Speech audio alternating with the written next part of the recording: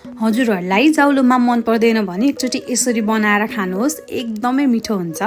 So hello everyone, welcome to my mini vlog. म रितिका।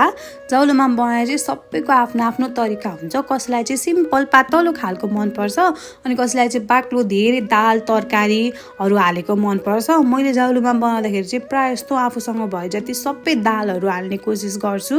यसपालि चाहिँ मसँग मुङको दाल थिएन, त्यही भएर मैले मुसुरोको, रहरको र मिक्स दाल हालेँ। अनि ड्रवर खोलेर हेरेको यो पापड रहेछ क्या। बच्चा बेला कति धेरै खान्थ्यौँ हामी यो पापडहरू।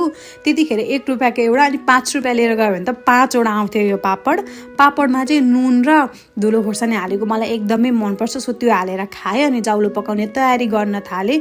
अघि पापड तारेकै तेलमा पकाएको थिएँ मैले चाहिँ। हजुरहरू घिउ खानुहुन्छ भने घिउमा पकाउँदा हुन्छ, म चाहिँ घिउ खान्न, त्यही भएर तेलमा थोरै जिरा फुटाएर 15-20 मिनट भिजाएको दाल चामल हालेर एकछिन भुटेँ।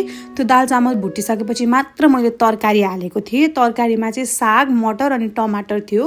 तरकारी हालेर पनि एकैछिन भुटेपछि मैले मसलाहरू हालेको थिएँ। मसलामा चाहिँ बेसार, जिरा धनियाँको धुलो र नुन। अनि यसपालि चाहिँ मैले टेस्ट इन्हान्स होस् भनेर थोरै म्यागी मसला पनि हालेको थिएँ। साँच्चीकै एकदमै मिठो भएको थियो। अब म जाउलो बनाउँदाखेरि जहिले म्यागी मसला हाल्छु। तातो पानी हालेर 4 सिटी लगाएँ मैले। 4 सिटी लगाएर चेक गर्दाखेरि चाहिँ हामीले खाने जतिको जाउलो रेडी भएको थियो। आजको लागि यति नै। Thank you so much for watching. By.